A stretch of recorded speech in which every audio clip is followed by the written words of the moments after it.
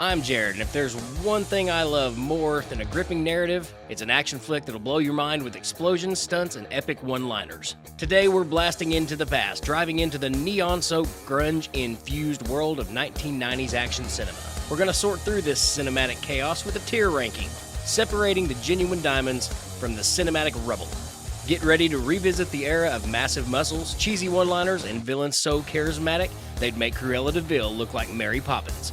So buckle up, my fellow action aficionados, because we're about to navigate the action-packed landscape that was the 1990s. So hold on to your hats, because things are about to get explosive.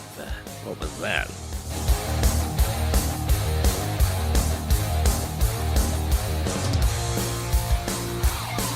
All right, just to warn you, once again, we are talking 1990s action flicks. You're going to see some repeat actors like Bruce Willis, the Van Dammes, the Harrison Fords, just to name a few. As you can see, we've got the top tier, which is Best Movie Ever. Now, could there be more than one Best Movie Ever? Probably. Then we've got PDG, which stands for Pretty Damn Good. It's not the best, but it's really, really close to the best. And then after that, we've got Good. And then I've made a category here because there are some of these that I know that I've seen, but I may just not remember them. And there is a chance that there is a 1990s movie that I haven't seen. So we just kind of combine them into one category. And then we have Less Than Good. And then we have Trash. Now, I don't know if any of these are going to be trash, but I wanted to have a category there for just something that I just really didn't like. But anyways, so... all right, what do you say we get after it here? We're just going to go down the list. I've got the movie titles right all here. And by the way, real quick, I did pick like 60 of these off of Google at random, just wrote them down, put them in a randomizer on Excel. I've looked at all these, but I didn't really pay attention when I was loading up the tiers. I tried to shuffle them, so hopefully everything you get here is as random as I can make it under my control. So, first up, Demolition Man. Demolition Man. That's one of those movies in the 90s that was like... one of the predict the future kind of movies, San Angeles, The Three Seashells. Demolition Man was a really good movie. Is it the best movie in the world? No, it's not. Was it better than good? I think so. I'm going to have to put that in the pretty damn good category. Right under that is Armageddon. I don't think there's anybody that's going to disagree with this, but I think we don't really need too much of a discussion on Armageddon because that's sort of icon. Not best movie ever icon, and I may change this.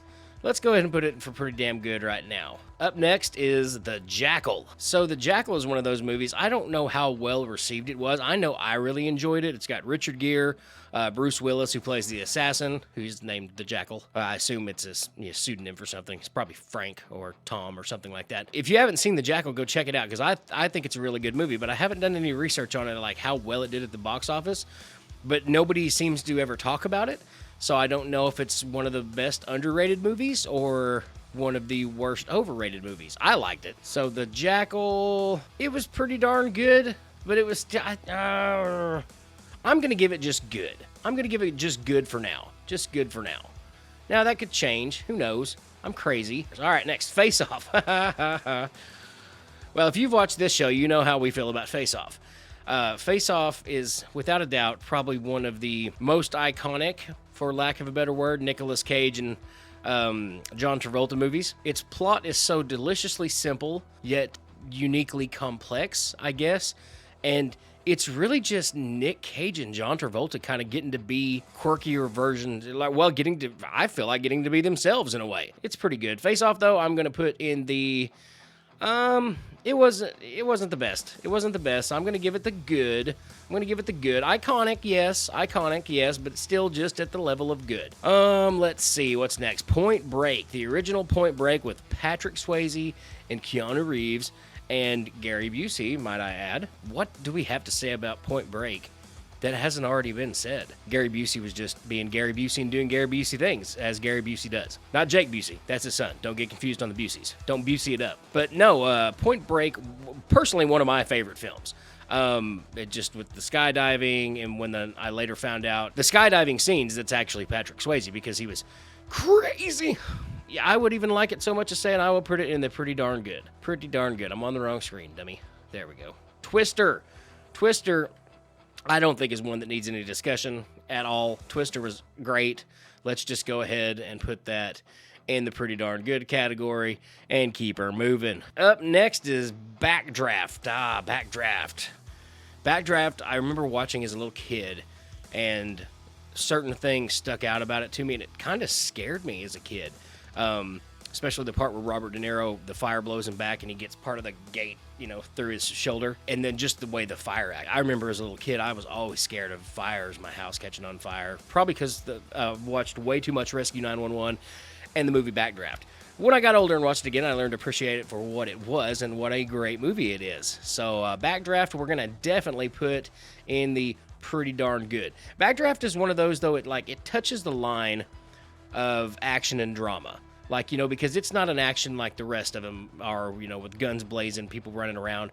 It's an action about firefighters.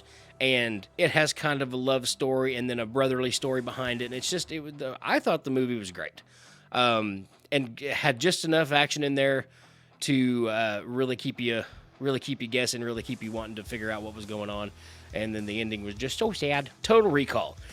Okay, I'm probably in the minority on this. I don't know, it's meh. It was the 90s. It was the early 90s. It wasn't a bad movie, but it wasn't a good movie. I mean, come on, are we willing to concede that? No one is saying, if it was on TV, you'd watch it until the commercial, and then you're like, all right, well, let's see what else is on. It's one of those kind of movies for me. Very rarely have I ever watched Total Recall in one sitting. It'll be on TV, commercial will show up, and I'll be like, well, let's see what's on the Discovery Channel, and then I might work my way back around to Total Recall. Whoa, what is that? I hit the wrong button, folks. All right, so where are we? Total Recall, I'm going to put that over here in the, meh. It's going to be our first meh. All right, up next, Braveheart. Once again, I don't think there's any discussion about this. Is it the greatest movie ever? Maybe. But for right now, we're just going to put it at pretty darn good. And then Boondock Saints. Here's another one I'm going to be in the minority of. A lot of people who watched Boondock Saints thought it was the greatest movie ever made. It's not that I didn't like it. It's just, I don't know. It wasn't, I didn't like it enough to put it the pretty darn good. So it's just good. It was just a good movie to me. And I know that's some sort of blasphemy or something. Comment below if you think I just made a blasphemous statement. Okay, up next is The Crow, and, I'm in the minority on this one, too. It wasn't my cup of tea. It's kind of like Spawn, and remember when they did Spawn, the movie? I thought that was an okay movie. It was kind of like, Hellboy. A lot of people loved Hellboy. Hellboy, I was just like, It is what it is. It is what it is. Crow, sorry, you go into meh. You go into meh. Crow, and I know I'll get some hate for that too. That's fine. The Fugitive. Okay, so The Fugitive is one of two movies that star Tommy Lee Jones and Harrison Ford, except for the second one's called U.S. Marshals. I thought U.S. Marshals was way better. The Fugitive was good, but it wasn't great. It wasn't Harrison Ford's worst work by any means, but it didn't do anything. It did do something for me. Made me not want to go to jail. So we're going to put The Fugitive. I'm going to go ahead and put it. It was pretty darn good. It was pretty darn good. I don't know. To me, it was more of a suspense than an action, to where U.S. Marshals had a lot more action in it. All right, what's next? Oh, Universal Soldier with Jean-Claude Van Damme and Dolph Lundgren. So it's definitely full of action. It is as action as the 90s can get. But you know what? It wasn't a good movie. Let's be honest. It's fun to watch. I love watching it, but it's just, it's not a great movie. It's going to end up down here in the less than good. Whoa, I've just stretched them out. All right, up next is Toy Soldiers.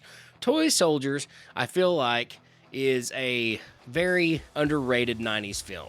If you haven't seen Toy Soldiers, and some of you might not have, but it's got a very young Samwise Gamgee and a very young Will Wheaton.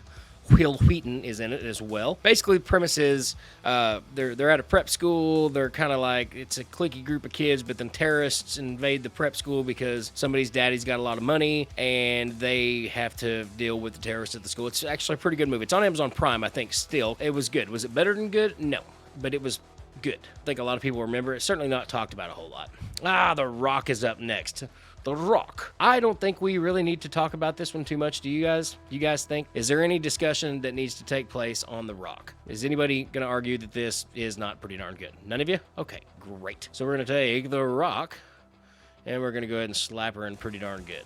Up next, Judge Dredd. Now, Judge Dredd was not Sylvester Stallone's greatest movie in the world, so let's just go ahead and get this out of the way right here, and let's just go ahead and put it in less than good. It was not good. It was not good. It was action-packed, but it wasn't good. Up next is Waterworld.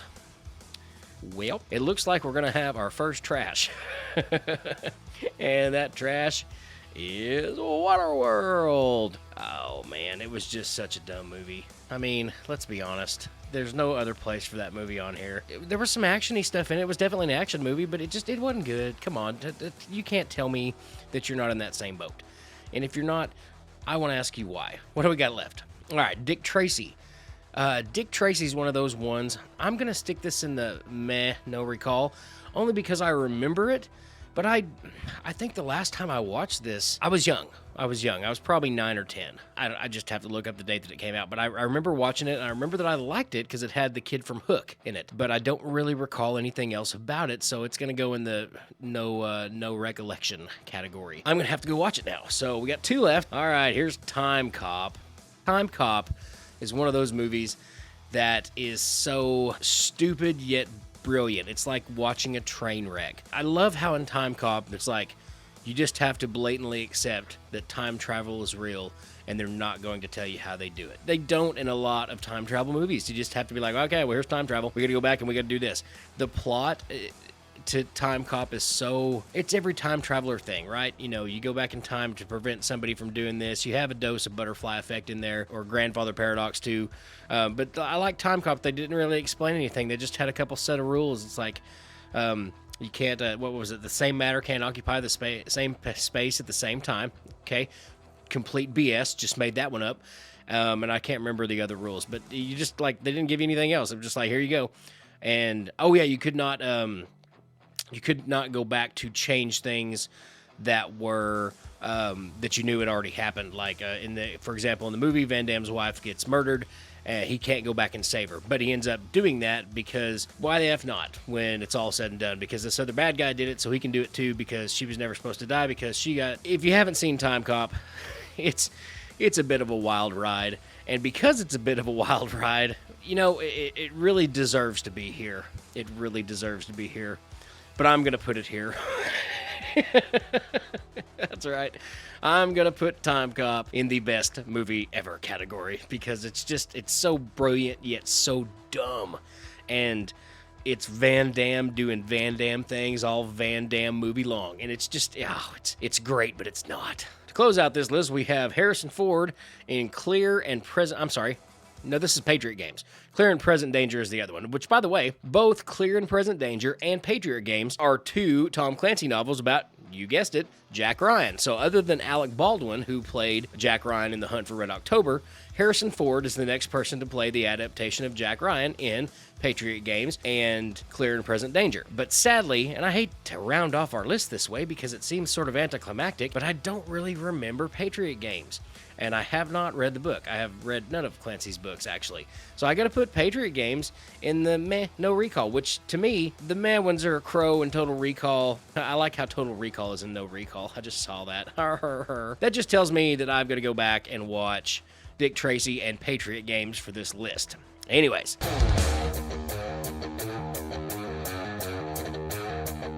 That is our first 20. What did you think? Did I rank them right? Where would you put them? Comment below. Don't forget to give the video a like, and please subscribe while you're here, because if you guys like this, part 2's coming, because I've got 40 of these things left. While you're here, don't forget to check out some of the other content, because we post a lot of stuff a lot of times. And always, and such. That was dumb. Anyway, I don't know what I'm doing. Comment below. Tell us what you thought. Tell us what movies you would put on here instead, and it may be in part 2 and part 3. If there is a part 3, I don't know. Tune in next week to find out. Thanks for watching.